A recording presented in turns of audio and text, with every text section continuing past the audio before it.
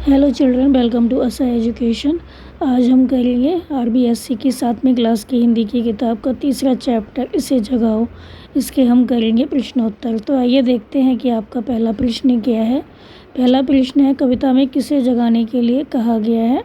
तो कविता में सच्चाई से बेखबर सपनों में खोए व्यक्ति को जगाने के लिए कहा गया है। उन व्यक्तियों को जगाने के लिए कहा गया है जो कि सपनों में खोए रहते हैं।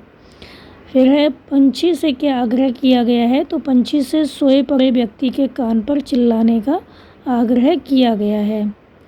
फिर अगला प्रश्न है, पवन से क्या आग्रह किया गया है। तो पवन से हवा से सोए व्यक्ति को हिलाने का आग्रह किया गया है। मतलब जो सोए हुए व्यक्ति हैं उनको ही उठाने का पूरी कविता में आग्रह किया गया है।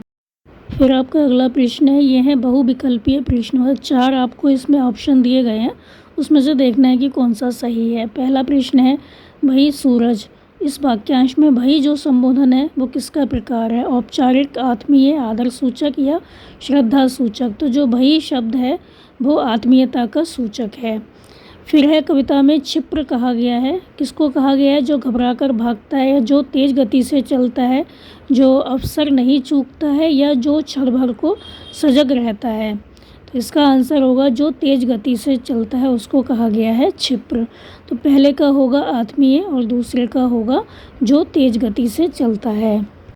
फिर आपका अगला प्रश्न है, ये है लघु उत्तरात्मक प्रश्न। पहला है, इस कविता में कवि सोए हुए को जगाने का अनुरोध क्यों करता है। आंसर होगा, कवि सपनों में सोए हुए व्यक्ति को जीवन की सच्चाइयों से परिचित कराना चाहता है। समय कभी किसी के लिए नहीं रुकता, तो मनुष्य को ही सजग रहकर समय के साथ चलना पड़ता है। जो लोग इस कठोर सच्चाई से बेखबर रहकर केवल कल्पनाओं और सपनों में खोए रहते हैं वे जिंदगी की यात्रा में पिछड़ जाते हैं।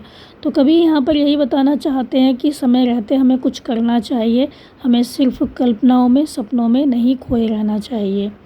फिर है, बेवक्त जगाने का क्या परिणाम होता है। तो आंसर है, बेवक्त जगाने वाला देखता है कि वो जीवन में पिछड़ गया है, पीछे रह गया है, लोग उससे आगे निकल गए हैं।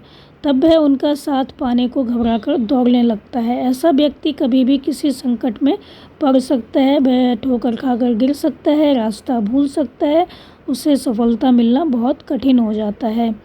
इसलिए हमें समय पर जाग जाना चाहिए, अपना काम करना चाहिए, सिर्फ कल्पनाओं में और सपनों में नहीं खोए रहना चाहिए। हमारा अगला प्रश्न है, इस कविता में कवि ने किस किस से सोए हुए आदमी को जगाने का आग्रह किया है, विनती की है। तो इस कविता में कवि ने सबसे पहले सूरज से आग्रह किया है कि वह सपनों में खोए आदमी को जगाए, और इसके बाद उन्होंने पवन से आग्रह किया कि वह सोए आदमी को हिलाकर जगा दे, और अंत में कवि ने पंछी से आग्रह किया कि वह सोए व्यक्ति के कान के पास जाकर चिल्लाए और उसे सही समय पर जगा दे। फिर है, घबराकर भागना क्षिप्र गति से अलग कैसे है। आंसर होगा, जब कोई व्यक्ति कोई भी आदमी होता है वो बेवक्त जागता है, बिना वक्त के जागता है, तो उसे पता चलता है कि वो पीछे रह गया और अन्य लोग आगे निकल गए हैं, तो वह पिछड़ जाने की घबराहट से भागना शुरू कर देता है। तो यह लक्ष्य की ओर बढ़ने का सही ढंग नहीं है। ऐसा व्यक्ति जीवन में सफलता नहीं पा सकता। क्षिप्र गति का अर्थ है तेज चाल। तो फुर्ती से कदम बढ़ाते हुए सही समय पर चलने से व्यक्ति सही समय पर अपने लक्ष्य तक पहुंच जाता है। तो इस प्रकार घबराकर भागना और तेज़ गति से चलने के गलत और सही ढंग है। अगर हम कहते हैं कि जो व्यक्ति है वो तेज़ गति से चला, मतलब क्षिप्र गति से, तो यानी कि उसने जल्दी जल्दी अपने कदम बढ़ाए, सही समय पर पहुंच गया अपने स्थान पर, अपने लक्ष्य तक पहुंच जाता है तेज चाल में चलता हुआ।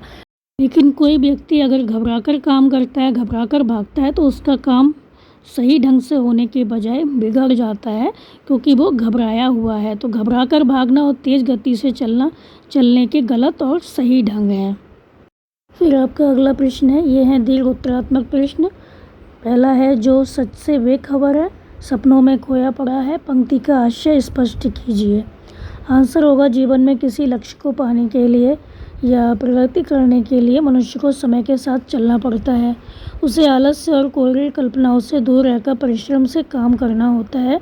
जो इस सच्चाई पर ध्यान नहीं देते और बिस्तरों में पड़े सफलता के सपने देखते हैं, खोए रहते हैं कोरी कल्पनाओं में, परिश्रम से काम नहीं करते, तो वो वक्त पर नहीं जागते हैं। अगर तो जीवन की कठिन यात्रा में वो पिछड़ जाते हैं। तो कवि ने ऐसे ही लोगों को जगाने या उन्हें सच से खबरदार करने की बात कही है। तो जो लोग सही वक्त पर किसी काम को आरंभ नहीं करते और केवल कल्पनाओं और सपनों में खोए रहते हैं, वे सब देर से जागते हैं, सच्चाई को सामने देखते हैं तो घबरा जाते हैं। उनकी समझ में नहीं आता कि वो क्या करें, लक्ष्य तक कैसे पहुँचें। तो वो घबरा कर भागना शुरू कर देते हैं। भागने का अर्थ बिना सोचे समझे जल्दबाजी में काम करना है। तो इस ढंग से क्या होता है, जीवन में सफल हो पाना असंभव हो जाता है। तो यहाँ पर जो कवि हैं वो यही कहना चाहते हैं कि हमें कोरी कल्पनाओं में अपना समय व्यतीत नहीं करना चाहिए। समय रहते हमें काम कर लेना चाहिए अगर हम सफलता प्राप्त करना चाहते हैं।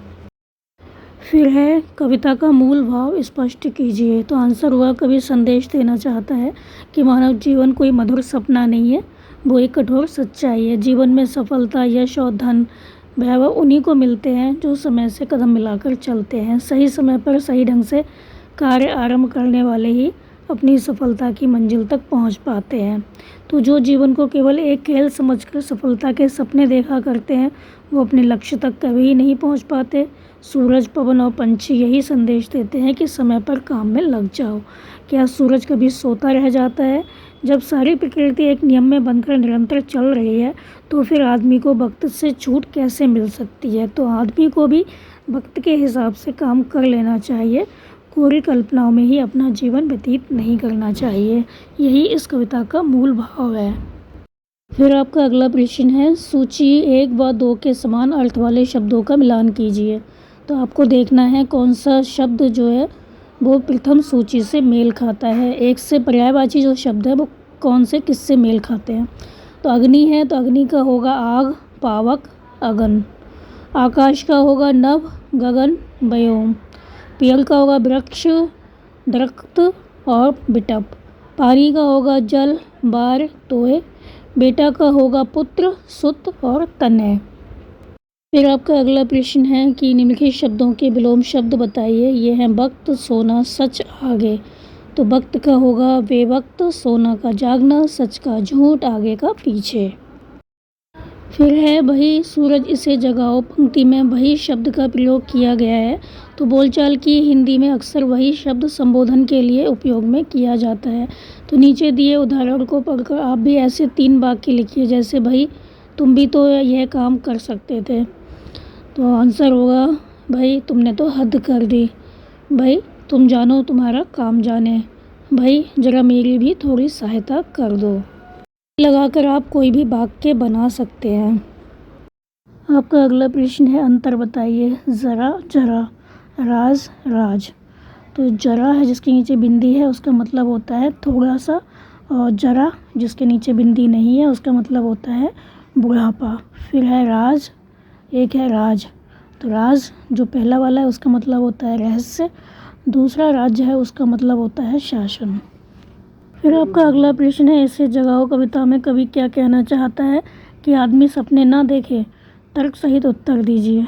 तो आंसर होगा, सोते समय प्रायः सभी लोग सपने देखते हैं। इनको देखना या नहीं देखना आदमी के वश की बात नहीं है, लेकिन सपने देखना एक मुहावरा भी है जिसका अर्थ है आशा करना। सपने देखना कोई बुरी बात नहीं है। सपने आदमी को आगे बढ़ने की, सफलता पाने की प्रेरणा देते हैं। लेकिन बिस्तर पर पड़े पड़े केवल ऊंची कल्पनाएं करना, बातें सोचना, इससे कुछ हासिल नहीं होता। तो सपनों को सच बनाने के लिए सही समय पर प्रयत्न करना भी आवश्यक होता है। इसलिए कवि ने सपनों में ही खोए रहने वालों पर व्यंग किया है, सपने देखने से मना नहीं किया है। फिर आपका अगला प्रश्न है, कविता में सूरज, हवा और पक्षी, प्रकृति के इन 3 अवयवों का वर्णन हुआ है। हम इनसे किन गुणों को सीख सकते हैं। आंसर होगा, प्रकृति के इन 3 अंगों में एक बात समान लगती है, ये सही समय पर अपना काम करते आ रहे हैं। सूरज सही समय पर उगता है, वायु भी प्रातः चलना आरंभ कर देती है और पक्षी भी सवेरा होने पर बोलना प्रारंभ कर देते हैं। तो सूरज प्रकाश और गर्मी प्रदान करता है, वायु शीतलता और सांस के द्वारा जीवन देती है, तथा पक्षी जो होते हैं अपने मधुर कलरव से सबको जगाकर अपने कर्म में लगने की प्रेरणा देते हैं। हम इनसे ये गुण सीख सकते हैं कि हमें जो विशेषता या गुण है उनसे हम दूसरों को लाभ पहुंचाएं, उनकी सहायता करें। फिर आपका अगला प्रश्न है, इसे जगाओ कविता सरल व सहज शब्दों में सपनों में खोए रहने वाले आदमी को वास्तविकता से परिचित करवाकर जागरूक बनाने का संदेश देती है।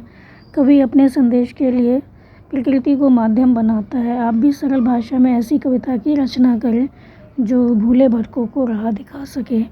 तो आप कोई भी रचना यहाँ पर लिख सकते हैं, जैसे उठो लाला आंखें खोलो, पानी लाई हूँ मुँह धो लो, चिड़िया चहक उठी पेड़ों पर, नब्बे प्यारी लाली छाई, ऐसा सुंदर समय न खो, मेरे प्यारे अब मत सो। तो ये थे आपके इस चैप्टर के प्रश्न उत्तर बच्चों। आप इनको अच्छे से समझकर याद कर लीजिए और हमारे चैनल से एजुकेशन को लाइक कीजिए, सब्सक्राइब कीजिए और शेयर करना बिल्कुल मत भूला करिए। Thank you.